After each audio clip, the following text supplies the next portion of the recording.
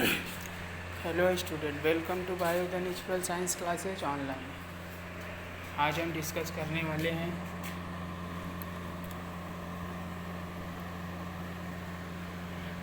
Reproduction in organism, जो कि 12th है, एनसीईआरटी का फर्स्ट चैप्टर है। चलिए तो देखते हैं आज।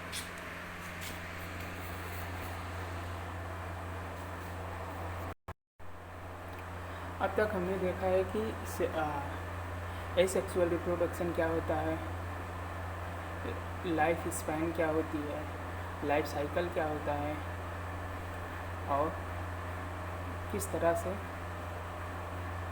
अनफेवरेबल और फेवरेबल कंडीशन में प्लांट हो या एनिमल्स हो रिप्रोडक्शन करते हैं। जो फेवरेबल कंडीशन होती है, मतलब कि फूड की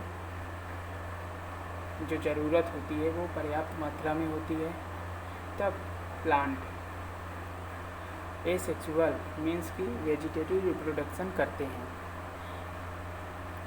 अनफेवरेबल कंडीशन का मतलब होता है कि जब रिप्रोडक्शन के लिए मिनरल्स की, वाटर की, फूड की कमी होती है, तब sexual mode of reproduction plant में और जनरली प्लांट और एनिमल्स में देखने को मिलता है। आज हम बात करने वाले हैं सेक्सुअल रिप्रोडक्शन की, तो चलिए स्टार्ट करते हैं।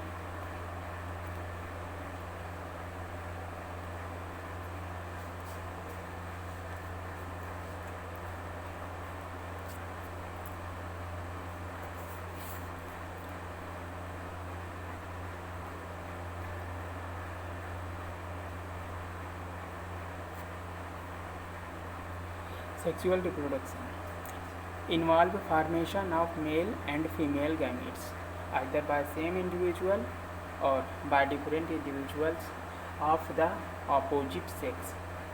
सेक्सुअल रिप्रोडक्शन जो होता है, इसमें मेल और फीमेल गैमीट्स का फ्यूजन होता है। मेल रिप्रोडक्टिव ऑर्गेन्स या ऑर्गेनिज्म अगर वो मोनो यूनिसेक्सुअल है तो मीन्स कि मेन प्लांट बॉडी या एनिमल बॉडी अलग होती है, फीमेल प्लांट बॉडी या एनिमल बॉडी अलग होती है। तो मेल जो पार्ट है वो मेल गैमीट बनाएगा, फीमेल जो पार्ट है वो फीमेल गैमीट बनाएगा। तो ये जो फीमेल और मेल गैमीट बनते हैं, इनका फ्यूजन होता है और फाइनली जाइगोट मिलता है, जो आगे चलकर एम्ब्रियो बनाता है और उसी एम्ब्रियो से ऑर्गेनिज्म का डेवलपमेंट होता है आगे। ये जो मेल और फीमेल गैमेट एक ही प्लांट में या एक ही एनिमल में बन सकते हैं अगर प्लांट बाइसेक्सुअल है, मीन्स कि द्विलिंगी है, मीन्स कि मेल प्लांट बॉडी और फीमेल प्लांट बॉडी एक ही प्लांट में हो, तब उसे बाइसेक्सुअल प्लांट कहेंगे।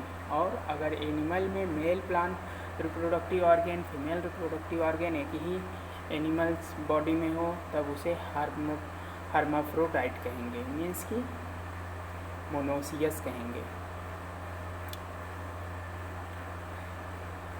जिसमें एक ही बॉडी में दोनों सेक्स ऑर्गेन्स होते हैं, मेल हो या फिर फीमेल। तो ये अगर अलग अलग हैं प्लांट या एनिमल तो उनका फ्यूजन होगा और जाइगोट बनेगा, और अगर एक ही प्लांट में मेल और फीमेल गैमीट बनते हैं तो उनका भी फ्यूजन होगा और जाइगोट फाइनली हमें मिलेगा। These gametes fuse to form the zygote which developed to form the new organism। ये गैमेट जो होते हैं वो फ्यूज करके जाइगोट बनाते हैं और न्यू ऑर्गेनिज्म का फॉर्मेशन करते हैं by embryogenesis. It is an elaborate, complex and slow process as compared to asexual reproduction। यह एक बहुत इलॉबरेट मीन्स की बड़ी प्रोसेस है, कॉम्प्लेक्स मीन्स की कठिन प्रोसेस है, और स्लो प्रोसेस है एसेक्सुअल रिप्रोडक्शन के कंपेयर में, क्योंकि यहाँ पर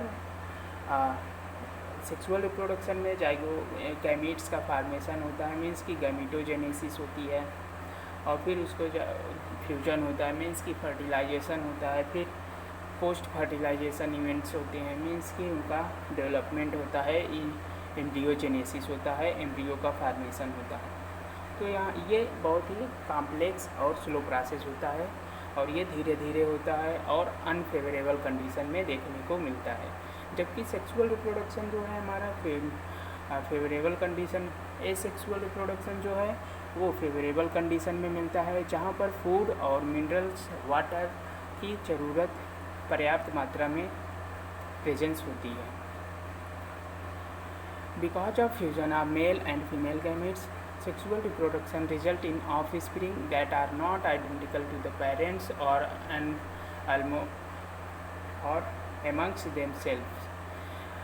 मेल और फीमेल गैमेट के फ्यूजन की वजह से सेक्सुअल रिप्रोडक्शन से जो बनी ऑफ स्प्रिंग होती है वो पेरेंट्स की तरह नहीं होती। पेरेंट्स के तुलना में कुछ ना कुछ डिफरेंस ज़रूर होता है, क्योंकि यहाँ पे मेल गैमेट्स है, उसके कुछ कैरेक्टर्स आएंगे, फीमेल गैमेट है, कुछ उसके कैरेक्टर्स आएंगे।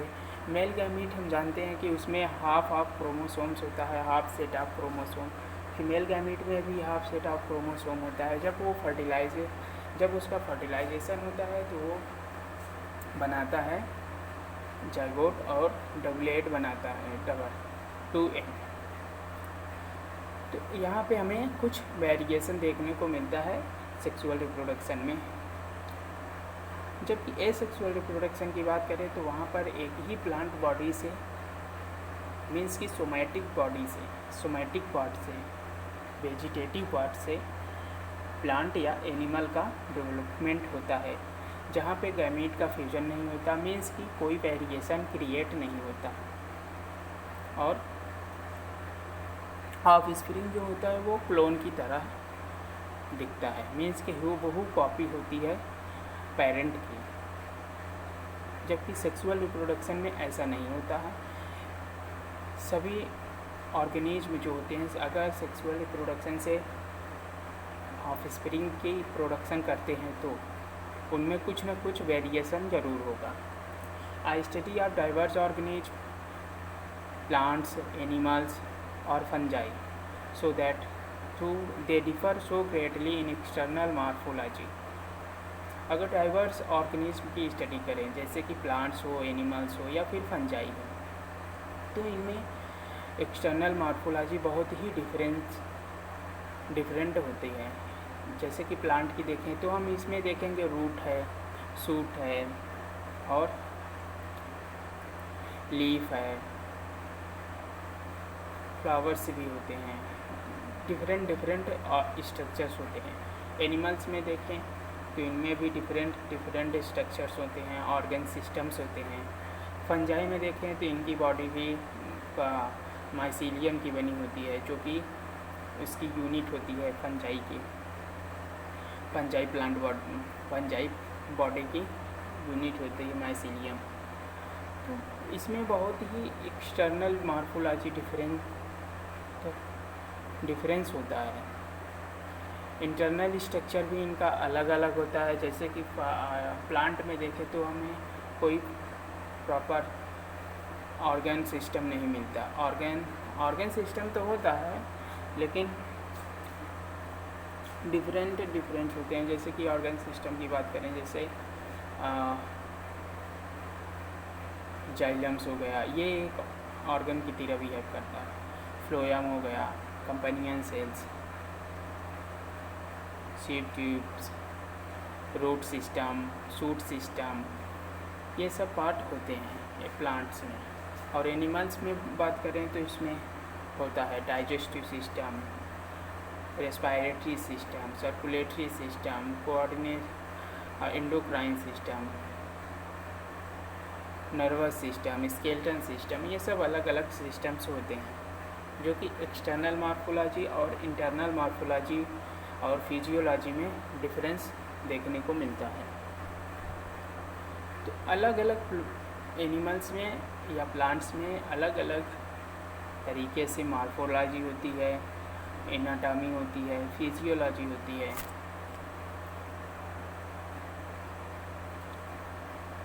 फिर भी इनमें जो रिप्रोडक्शन होता है, सेक्सुअल मोड ऑफ रिप्रोडक्शन, इसमें कुछ कॉमन होती है, सिमिलर पैटर्न्स होते हैं, सिमिलर पैटर्न्स देखने को मिलते हैं।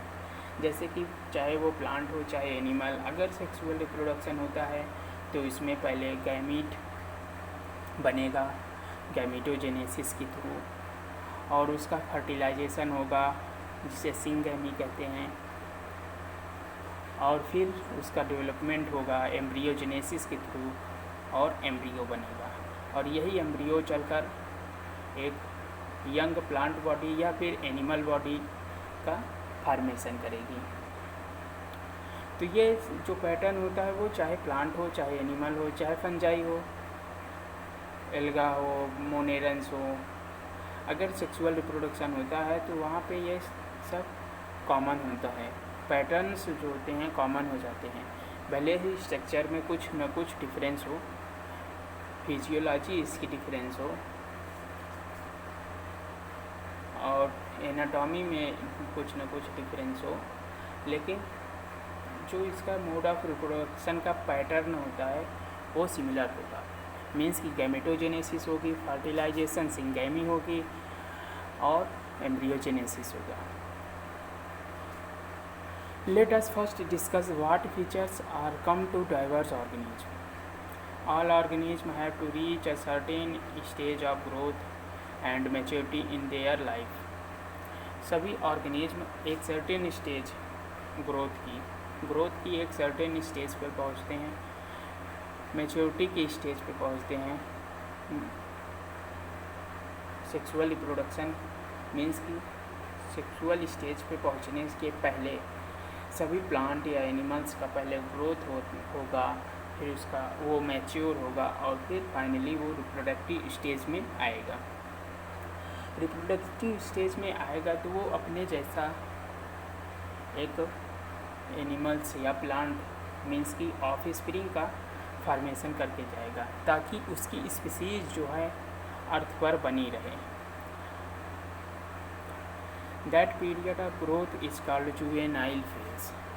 जो ग्रोथ का पीरियड होता है उसे जुवेनाइल फेज होता है। मीन्स कि जब गैमीट का फॉर्मेशन होगा, जाइगोट बनेगा, जाइगोट से लेकर रिप्रोडक्टिव फर्स्ट फ्लावरिंग के पहले का जो टाइम होता है, प्लांट में देखा जाए तो फर्स्ट फ्लावरिंग मीन्स कि रिप्रोडक्टिव स्टेज आने से पहले तक की जो स्टेज होती है, मीन्स कि जिसमें प्लांट या एनिमल से अपनी रिप्रोडक्टिव स्टेज तक पहुंचता है, उस टाइम पीरियड को जुवेनाइल फेज कहते हैं या वेजिटेटिव फेज कहते हैं प्लांट के केस में।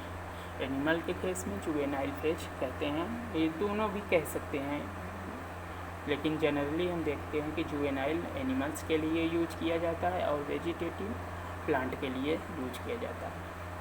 तो ब्रॉडली हम देखें तो 3 स्टेजेस होती हैं प्लांट और एनिमल्स में।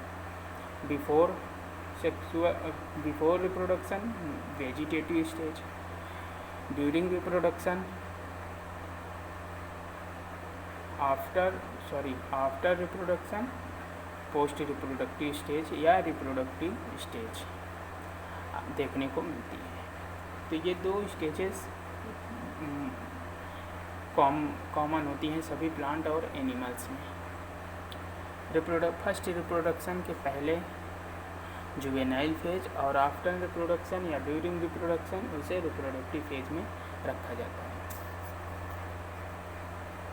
It is known as vegetative phase in plants. Plant में इसे वेजिटेटिव फेज कहते हैं। This phase is of variable durations in different organism. Different organism में ये टाइम पीरियड जो होता है डिफरेंट हो सकता है।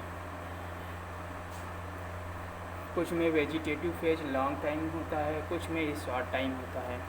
The end of juvenile vegetative phase, juvenile और vegetative phase which marks the beginning of the reproductive phase can be seen easily in the higher plants when they come to flower. Higher plants में आसानी से देखने को मिल सकता है vegetative या juvenile phase. जब वो रिप्रोडक्शन मीन्स की फ्लावरिंग का टाइम होता है, जस्ट उसके पहले का जो टाइम होता है उसे वेजिटेटिव या जुवेनाइल फेज कहते हैं। तो ये हायर प्लांट में तो देखने को मिलता है, लेकिन जो लोअर प्लांट होता है उनमें कम्प्लिसिटी होती है, उसमें हम देख नहीं पाते कि कब रिप्रोडक्टिव फेज आया जुवेनाइल फेज के बाद। How long does it take to marigold, rice, wheat, coconut, mango plants to come to flower. तो ये जो जुवेनाइल फेज होता है ये कितना टाइम पीरियड का होता है मैरीगोल्ड में। मैरीगोल्ड में हम जानते हैं कि 4 या 5 महीने बाद मैरीगोल्ड में फ्लावर लगने लगते हैं। आजकल तो हाइब्रिड फ्लावर्स भी आ गए हैं जिसमें 1 ही 2 महीने में फ्लावर लगने लगते हैं।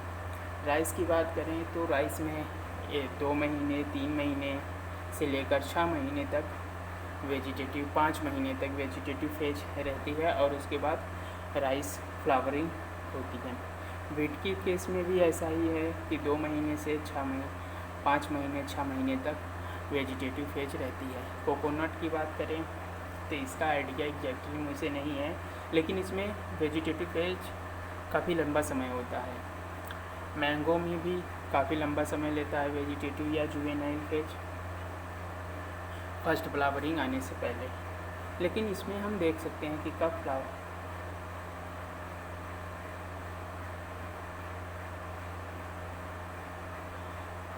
आसानी से देखा जा सकता है।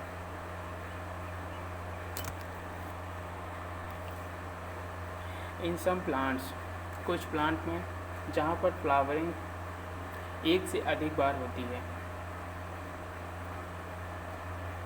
What would you call the inter flowering period, juvenile और मैच्योर? जो इंटर फ्लावरिंग पीरियड होता है मीन्स कि 2 फ्लावरिंग के बीच का जो टाइम होता है वो मैच्योर के कंडीशन में आएगा। क्यों? क्योंकि वो मैच्योर हो गया है। एक बार फ्लावरिंग हो तो चाहे वो प्लांट हो या फिर एनिमल, वो मैच्योर ही हो जाएगा। तो मैच्योर होगा इसका answer. Observe a few trees in your area, कुछ ट्रीज को देखें अपने एरिया में। Do they flower during the same month, year after year?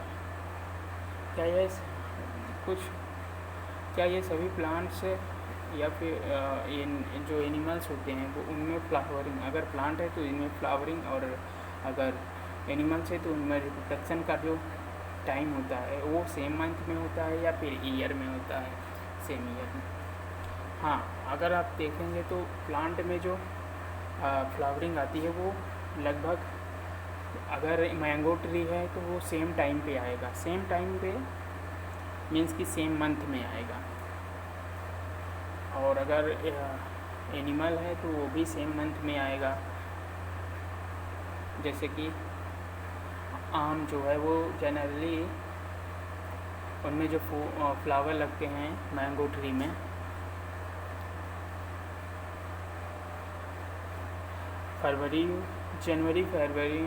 फरवरी मार्च में लगते हैं। और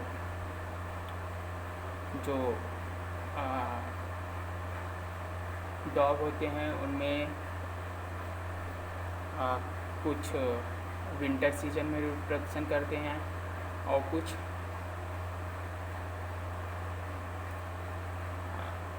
रेनी सीजन में भी रिप्रोडक्शन करते हैं, अगर नेचुरली देखा जाए तो। Why do you think the availability of fruits like mango, apple, jackfruit, etc. is seasonal? क्योंकि जो मैंगो है, एप्पल है, जैक फ्रूट्स हैं, ये सब सीजनल होते हैं क्योंकि इनका जो फ्लावरिंग टाइम होता है वो सेम होता है, सेम सीजन में। मीन्स कि ये एक डिफिनिट मंथ में इनमें फ्लावरिंग आती है और फ्लावर फिर में जो ओव्यूल होता है वो फ्रूट का फार्मेशन करेगा सेम मंथ में। Are there some plants that flower throughout the year and some others that show seasonal flowering?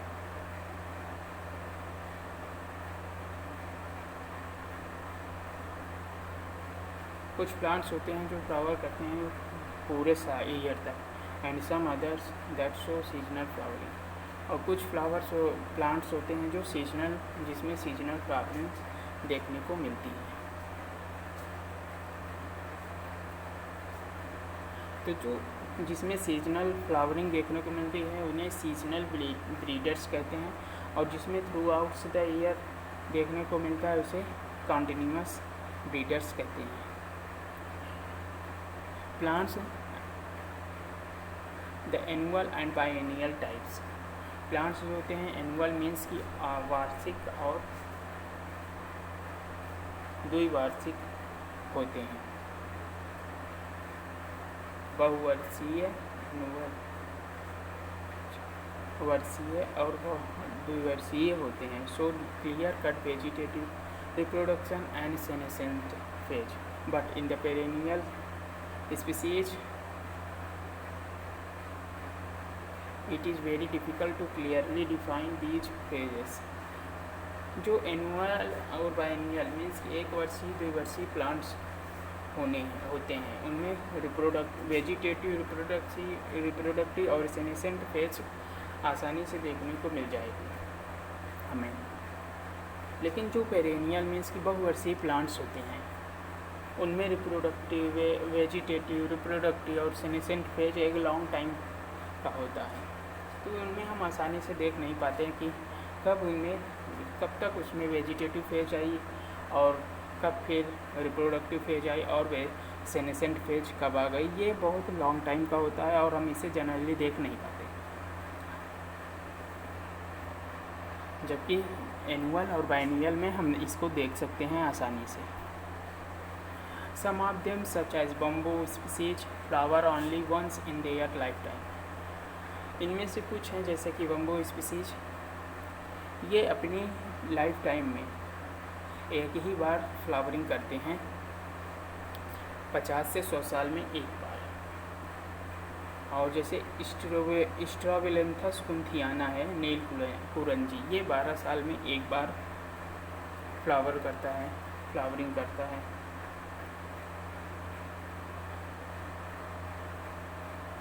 और लार्ज नंबर ऑफ फ्रूट्स देते हैं और फिर मर जाते हैं, मीन्स कि इनका डेथ हो जाता है। जो स्ट्रॉबिलेंथस कुंथियाना था वो 2016 में मीन्स कि 2006 अक्टूबर और सितंबर और अक्टूबर में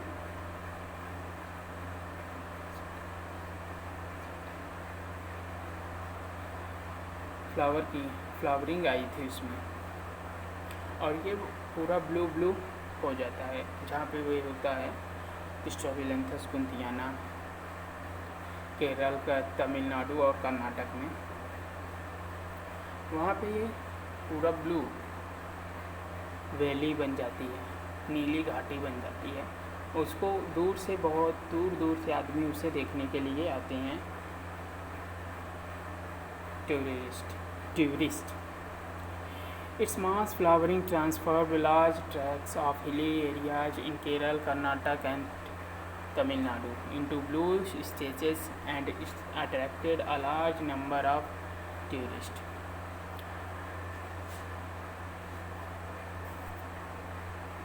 In animals, the juvenile phase is followed by morphological and physiological changes prior to active reproductive behavior.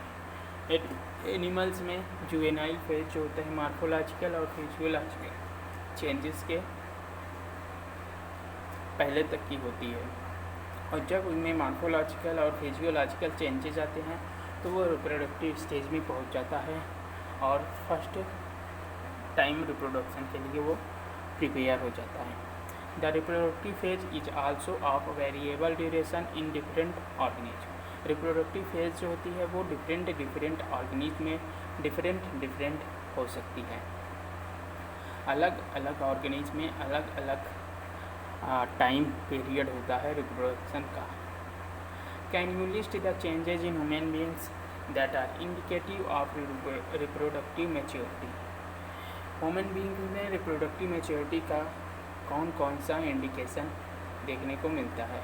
जैसे कि अगर मेल में बात की जाए तो दाढ़ी मूंछ का आना, आवाज़ का भारी होना,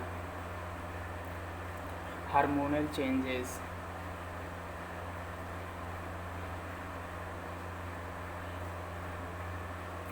लो जो पिच जो होती है वॉइस की वो लो हो जाना, ये सब और जो मेल बॉडी होती है मीन्स कि मैन होता है, उनमें चेंजेस देखने को मिलते हैं रिप्रोडक्टिव स्टेज के समय। जबकि फीमेल में ऐसे ही देखा जाए तो उनमें भी यही होता है, ब्रेस्ट का उभरना, हेयर का आना और आवाज़ पतली होना मीन्स कि हाई स्पीड पीच होना, ये सब देखने को मिल और उनमें मेंस्ट्रुअल साइकिल का स्टार्ट होना, ये सब देखने को मिलता है फीमेल मीन्स की वुमेन में। एमंग्स एनिमल्स में for example birds, do they lay eggs all through the years.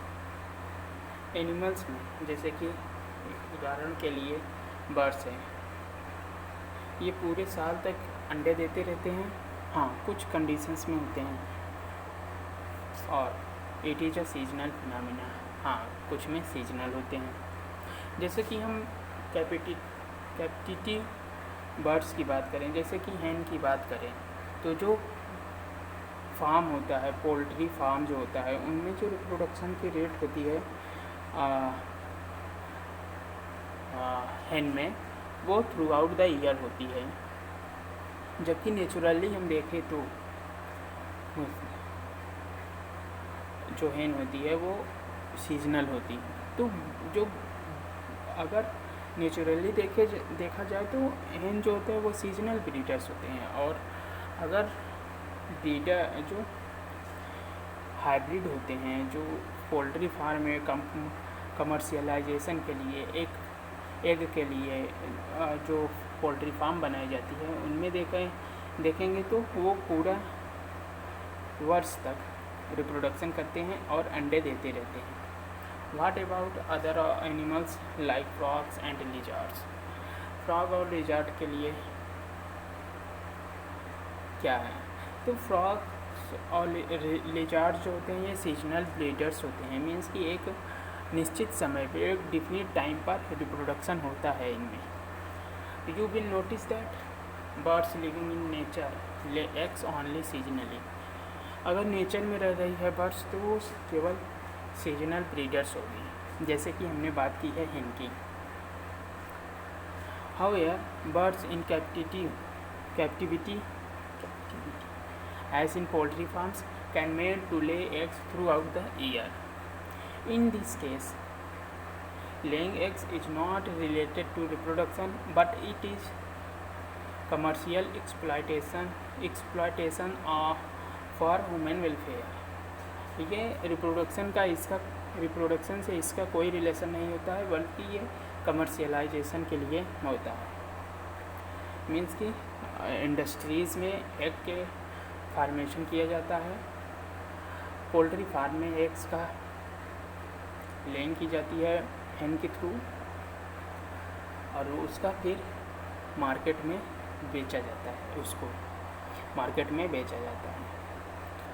The females of placental mammals exhibit cyclical changes in the activities of ovaries and accessory ducts as well as hormones during the reproductive phase. Reproductive phase के समय जो placental mammals होते हैं, animals होते हैं, उनमें cyclical change होते हैं, जिसे कहते हैं मेंस्ट्रुअल साइकिल या फिर स्ट्रेस साइकिल। मेंस्ट्रुअल साइकिल में ब्लीडिंग होती है, स्ट्रेस साइकिल में ब्लीडिंग नहीं होती।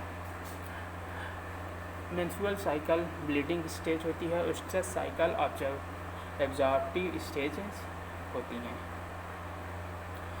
मेंस्ट्रुअल साइकिल जो स्टार्ट होती है उनमें कुछ साइक्लिकल चेंजेस होते हैं इंडोमेट्रियम मीन्स की यूट्रस में, और कुछ जो नेसेसरी ग्लैंड्स होती हैं, एसेसरी ग्लैंड्स जो होती हैं और डक्ट्स होती हैं, उनमें भी चेंजेस देखने को मिलता है।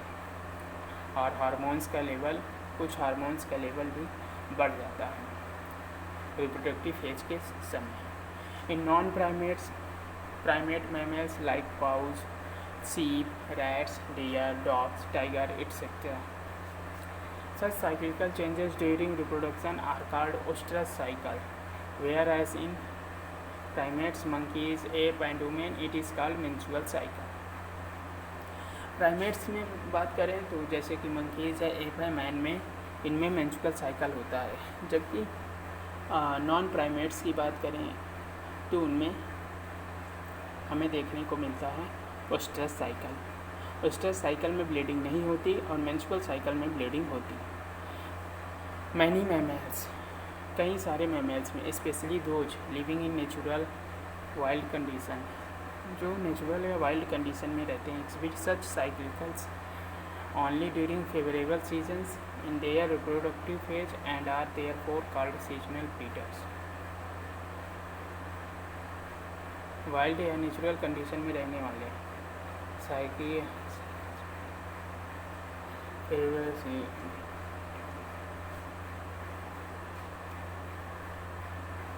नेचुरल कंडीशन या वाइल्ड कंडीशन में रहने वाले जो एनिमल्स होते हैं या प्लांट्स होते हैं, इनमें वो generally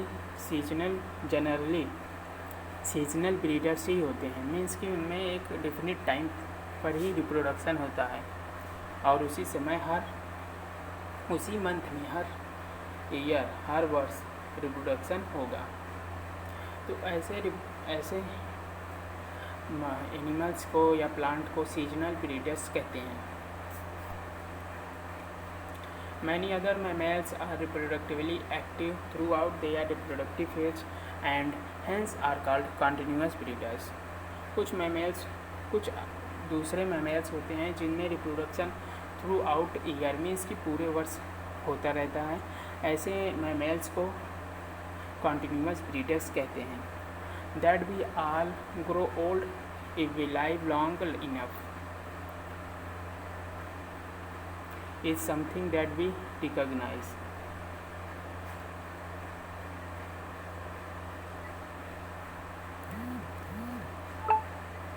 But what is meant by growing old? The end of reproductive phase can be considered as one of the parameters of senescence or old age. To grow old means कि जो वृद्धा अवस्था means कि senescent phase आती है animals की, तब उनमें कुछ परिवर्तन होते हैं, मीन्स कि चेंजेस देखने को मिलते हैं। जो एनिमल्स होता है या प्लांट्स होता है वो अपने डेथ से पहले मीन्स कि मृत्यु से पहले अपनी ही जैसे ऑफ स्प्रिंग का फॉर्मेशन करके जाता है ताकि उसकी स्पीसीज बनी रहे। तो स्पीसीज को बनाए रखने के लिए एनिमल्स रिप्रोडक्शन करते हैं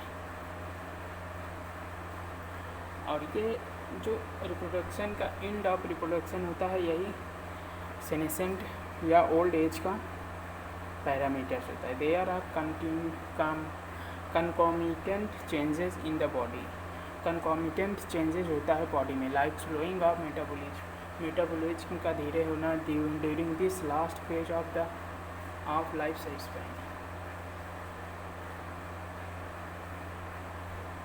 इस life span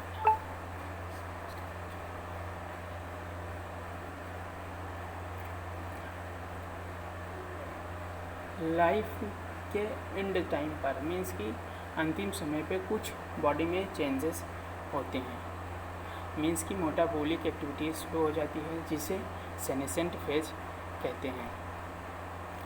old age ultimately leads to death. Old age आती है और फाइनली इंडिविजुअल्स की डेथ हो जाती है। In both plants and animals hormones are responsible for the transition between the three phases. जो तीन फेजेज होती हैं मीन्स की growth phase, mature phase means की रिप्रोडक्टिव फेज और सेनेसेंट मीन्स की ओल्ड एज। इनमें तीनों स्टेजेस में हार्मोन्स का इम्पॉर्टेंट रोल होता है। अलग अलग टाइम पे अलग अलग हार्मोन्स अलग अलग मात्रा में रिलीज होते रहते हैं हमारे बॉडी में। Interaction between hormones and certain environmental factors regulate the reproductive process and the associated behavioral expression of the organism. Hormones और सर्टेन इन्वायरमेंटल फैक्टर्स के बीच जो इंटरेक्शन होता है रिप्रोडक्टिव प्रोसेस को रेगुलेट करता है और बिहेवियरल एक्सप्रेशंस ऑर्गेनिज्म में बिहेवियरल एक्सप्रेशन से रिलेटेड होते हैं। हार्मोन्स और उनके बीच हार्मोन्स और जो सराउंडिंग इन्वायरमेंट होता है उनके बीच एक डिफिनिट तालमेल होता है जो ऑर्गेनिज्म के बिहेवियर को कंट्रोल करते हैं। मीन्स कि अगर हम बात करें तो ऑर्गेनिज्म का जो बिहेवियर होता है वो जेनेटिक पर और अपने सराउंडिंग पर डिपेंड करता है कि उनका इन्वायरमेंट कैसा है और उनकी जेनेटिक पोजीशन क्या है। इवेंट्स इन सेक्सुअल रिप्रोडक्शन में कौन कौन सी प्रक्रियाएं होती हैं इसकी हम बात करेंगे अब। तो सेक्सुअल रिप्रोडक्शन में हम देखेंगे कि गैमेट फार्मेशन मीन्स की गैमेटोजेनेसिस प्री फर्टिलाइजेशन इवेंट होता है और फिर उसके बाद फर्टिलाइजेशन इवेंट होता है जिसमें सिंगैमी होती है और जाइगोट का फार्मेशन होता है। फिर उसके बाद तीसरी स्टेज जो होती है वो पोस्ट फर्टिलाइजेशन इवेंट होता है जिसमें एम्ब्रियोजेनेसिस देखने को मिलता है। तो अब हम बात करते हैं प्री फर्टिलाइजेशन इवेंट की। After attainment of maturity attain करने के पहले बाद मैच्योर होने मीन्स की एनिमल और प्लांट मैच्योर होने के बाद all sexually reproducing organisms exhibit events and processes that have remarkable fundamental similarities। सभी सेक्सुअल रिप्रोडक्शन करने वाले एनिमल्स या plants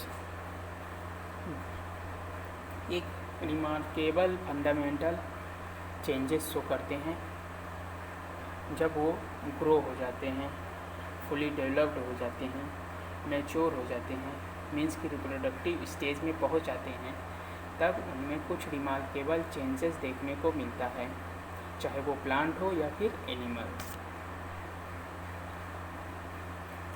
Even though the structures associated with sexual reproduction are indeed very different,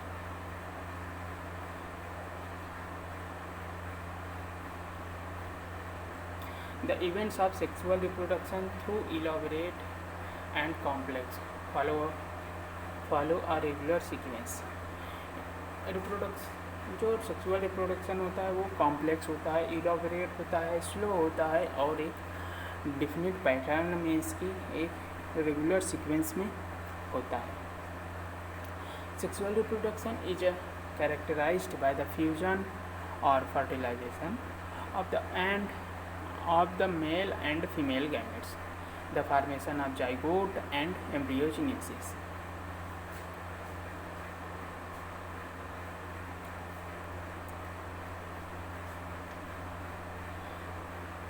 तो sexual reproduction में तीन process देखने को मिलती है। फ्यूजन मीन्स की पहले तो फार्मेशन गैमीट का फार्मेशन गैमेटोजेनेसिस, फ्यूजन मीन्स की फर्टिलाइजेशन एंड एम्ब्रियोजेनेसिस मीन्स की growth phase. For convenience these sequential events may be grouped into 3 distinct stages, namely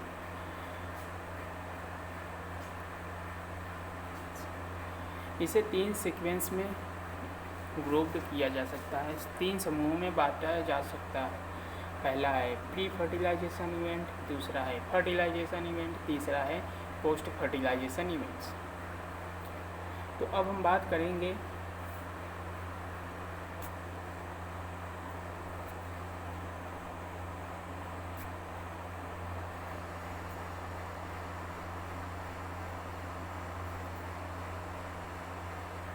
pre fertilization events की। These include all the events of sexual reproduction prior to the fusion of gametes। Gamete के fusion के पहले की जो जितनी भी process या जितनी भी क्रियाएं होती हैं उन्हें हम प्री फर्टिलाइजेशन इवेंट्स कहते हैं, जैसे कि flowering,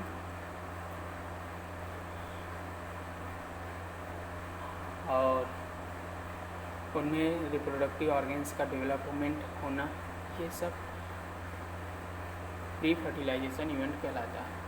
the two main pre fertilization events are gametogenesis and gamete transfer. Gametogenesis और गैमेट ट्रांसफ़र दो प्री फर्टिलाइजेशन इवेंट्स मेन हैं।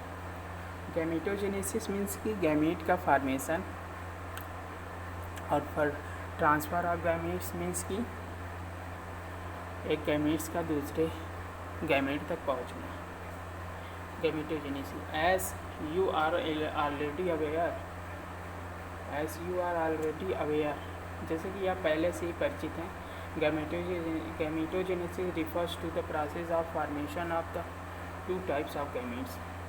गैमेटोजेनेसिस दो टाइप के गैमेट्स का फॉर्मेशन को रिफ़र करते हैं, जैसे कि मेल गैमेट्स या female gametes. Gametes are haploid cells. Gamete haploid cells होते हैं। In some alga the two gametes are so similar in appearance that is not possible to categorise them into male and female gametes. Gametes haploid cells होती हैं। कुछ alga में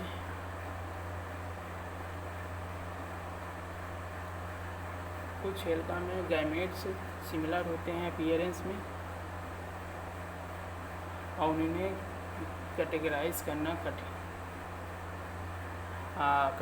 करना mail और female में कठिन हो जाता है। मीन्स कि हम देखकर ये नहीं बता सकते कि वो मेल गैमेट्स है या फीमेल गैमेट है। मेल और फीमेल गैमेट दोनों ही एक ही तरीके दिखते हैं, एक ही जैसे दिखते हैं, मार्फोलॉजी उनकी सेम होती है। ऐसे गैमेट्स को हम आइसोगैमेट्स कहते हैं या होमोगैमेट्स कहते हैं। दे आर हेंस कॉल्ड होमोगैमेट्स या आइसोगैमेट। 1.6a figure. However, in maturity of sexual reproducing organism, the gametes are produced are of two morphologically distinct types, heterogametes. Maturity of जो सेक्सुअल रिप्रोडक्टिंग ऑर्गेनिज्म होते हैं उनमें हेटेरोगैमेट्स देखने को मिलते हैं। मीन्स कि एनाइसोगैमी देखने को मिलती है। एनाइसोगैमेट्स जिसमें मेल और फीमेल गैमेट्स अलग अलग होते हैं। मेल गैमेट्स जनरली स्मॉल होता है और मोटाइल होता है। फीमेल गैमेट्स लार्ज होता है और नॉन मोटाइल होता है generally. In such organisms, the male gametes is called the anthrozoites or sperms, and the female gametes is called the egg or ovum. Sexuality in organism. Organism में sexuality की बात करें, means कि organism unisexual है कि bisexual है, monoecious है कि डायोसियस है, हर्माफ्रोडाइट है या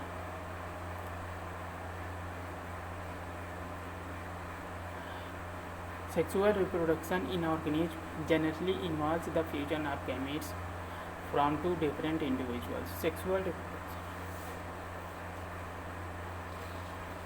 reproduction में जनरली इन्वॉल्व होता है गैमेट का फ्यूजन दो डिफरेंट ऑर्गेनिज्म के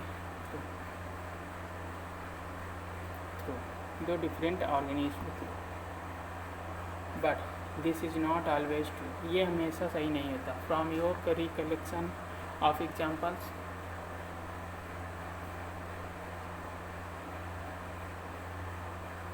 क्लास 11th में बात कीजिए जो एग्जाम्पल्स हमें रिकलेक्ट कर। Can you identify cases where self fertilization is observed, जहाँ पे सेल्फ फर्टिलाइजेशन होता है। Of course citing such examples in plants is easy.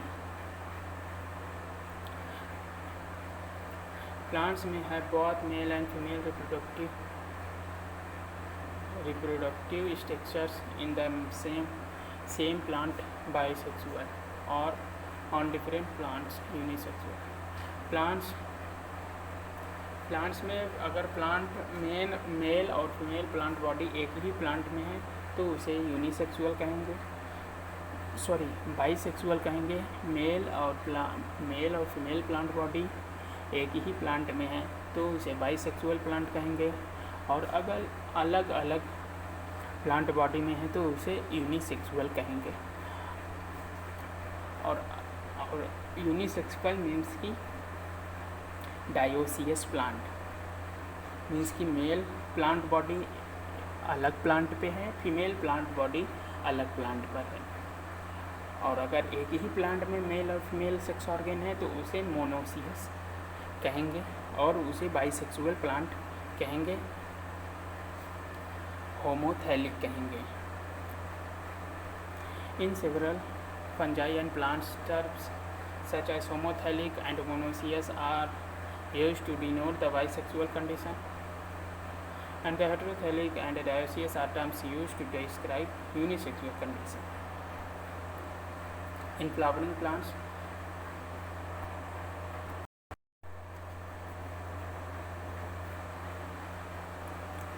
तो हमने आज बात की है सेक्सुअल रिप्रोडक्शन की, और सेक्सुअल रिप्रोडक्शन में हमने देखा है कि किस तरह से कितने इवेंट होते हैं सेक्सुअल रिप्रोडक्शन में। प्री फर्टिलाइजेशन इवेंट क्या है, हम बात कर रहे हैं उसके 3 तरह के इवेंट्स देखने को मिलते हैं, प्री फर्टिलाइजेशन, फर्टिलाइजेशन और पोस्ट फर्टिलाइजेशन। प्री फर्टिलाइजेशन में हम बात करते हैं गैमीट जेनेसिस की, गैमीट ट्रांसफ़र की, और फर्टिलाइजेशन इवेंट में हम बात करते हैं सिंगेमी की। पोस्ट फर्टिलाइजेशन इवेंट में हम बात करते हैं एम्ब्रियोजेनेसिस की। चलिए स्टूडेंट, आज के लिए बस इतना ही। हम नेक्स्ट लेक्चर में देखेंगे कि किस तरह से प्लांट में गैमीट का ट्रांसफ़र होता है, गैमीट का फार्मेशन किस तरह से होता है, उसका ट्रांसफ़र कैसे होता है, और फिर जाइगोट किस तरह से बनता है, जाइगोट बनने के लिए क्या कंडीशंस होने चाहिए, और एम्ब्रियोजेनेसिस कैसी होती है, एक मैच्योर प्लांट या एनिमल्स का फार्मेशन किस तरह से होता है, इसकी बात हम करेंगे। तो पढ़ते रहिए। All the very best. NEET का प्रीवियस ईयर क्वेश्चन पेपर्स ले लीजिए, उसे सॉल्व करते रहिए और देखते रहिए कि किस तरह से क्वेश्चन पूछे जाते हैं। Thank you for watching.